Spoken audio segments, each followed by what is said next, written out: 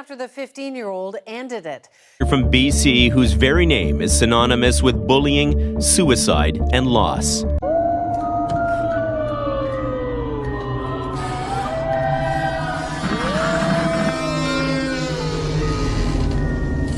Je suis venu ici pour voir ma famille, mais ils ne sont plus là. C'est ma maison. Ma maison.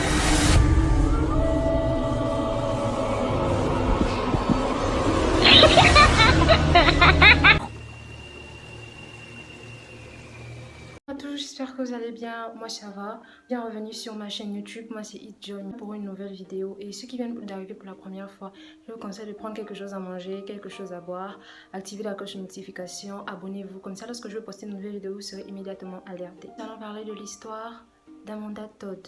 Amanda Michelle Todd est née le 27 novembre 1996 au Canada. Le 7 septembre 2012, Amanda Todd publie une vidéo sur YouTube qui est intitulée « Mon histoire, harcèlement, automutilation, suicide ».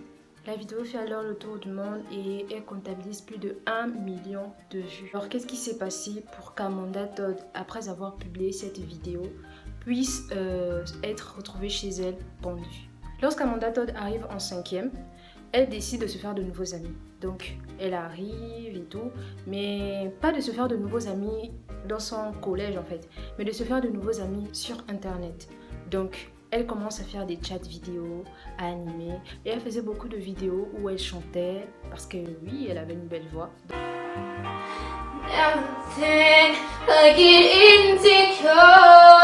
Donc elle faisait plusieurs vidéos où elle chantait, elle les postait, elle faisait également des chats vidéo comme ça avec certaines personnes. Jusqu'à un soir où elle rencontre un inconnu sur ces chats vidéo, sur ces forums. Et l'inconnu, déjà de base, commence à apprécier son physique. Ce qui était une chose qu'Amanda connaissait déjà depuis parce que les gens, la plupart du temps, appréciaient beaucoup son physique. Donc, l'inconnu va parler avec elle pendant un bon bout de temps et l'inconnu va la persuader de lui montrer sa poitrine. Un an plus tard, l'individu est de retour et demande à Amanda de lui faire un show. Je ne vais pas vous faire un dessin, vous voyez où on veut en venir. De lui faire un show. Et si elle n'accepte pas de le faire, il va envoyer la photo d'Amanda dénudée à tous ses amis, à tout son entourage, à sa famille, etc. On ne sait pas si Amanda, personnellement je ne sais pas, je n'ai pas trouvé si Amanda a fait ce show en question ou pas. Elle dit que dans les congés de Noël, la période des congés de Noël, la police a sonné chez elle vers 4 h du matin et lui a annoncé que des photos d'elle, du moins une photo d'elle dénudée, avait été envoyée à son entourage, à sa famille, à ses amis, etc. À partir de ce moment qu'Amanda a commencé à avoir des crises d'anxiété, des problèmes d'angoisse, elle a commencé à sombrer dans la dépression. Et donc la famille d'Amanda a décidé de déménager. Malgré le déménagement, Amanda n'arrivait pas à supporter la pression que lui apportait tout ce harcèlement. Donc elle a commencé à plonger dans la drogue et dans l'alcool. Amanda pensait que tout allait bien, que hormis les problèmes d'alcool et de drogue, elle n'avait plus rien à gérer d'autre. Sauf que non. Un an plus tard, l'individu est encore de retour et il a créé un nouveau compte Facebook avec la photo dénudée d'Amanda en profil. Et il a fait une demande d'amis à toutes les personnes qui étaient proches d'Amanda dans son nouveau lycée. Amanda a dû encore une fois changer d'école. Ça allait bien, Amanda avait une nouvelle école. Elle essayait de sortir de cette phase de sa vie lorsqu'elle reprend contact avec un ancien ami, on va dire ça comme ça. Et il parle longtemps et l'ami en question décide d'inviter Amanda chez lui, chose qu'elle va faire. Elle va aller chez l'ami en question et ils vont avoir une petite expérience sexuelle. Je ne vais pas vous faire un dessin, vous voyez, voilà. Et donc, la copine du gars en question était en vacances. Malheureusement, on ne sait pas comment elle a fini par la prendre, mais elle va se pointer à l'école d'Amanda avec un groupe de personnes pour agresser physiquement Amanda devant tout le monde, devant tout son lycée, en lui criant des insultes. Amanda va faire sa première tentative de suicide. Elle va prendre de l'eau de Javel et elle va l'ingurgiter. Bon, heureusement, malheureusement pour elle, mais heureusement pour sa famille, elle va vite être découverte et elle va être transférée à l'hôpital. Mais malheureusement, à la sortie de l'hôpital, lorsqu'elle arrive chez elle et elle se connecte sur Facebook, elle se rend compte que les gens se moquent en fait de sa tentative de suicide, que les gens sont en train de se foutre d'elle complètement et que limite les gens voulaient qu'elle meure en fait. Finalement, je pense qu'ils ont déménagé, qu'ils ont changé de maison au total 3 fois et malgré ça, rien n'allait en fait. Parce que chaque fois qu'elle déménageait, l'individu en question trouvait toujours un moyen d'entrer dans sa vie, de trouver les personnes qu'elle fréquente, de trouver les personnes qui sont dans son lycée et de publier la photo. Parce qu'Amanda de base avait refusé de faire le show, etc., de lui envoyer plus de photos.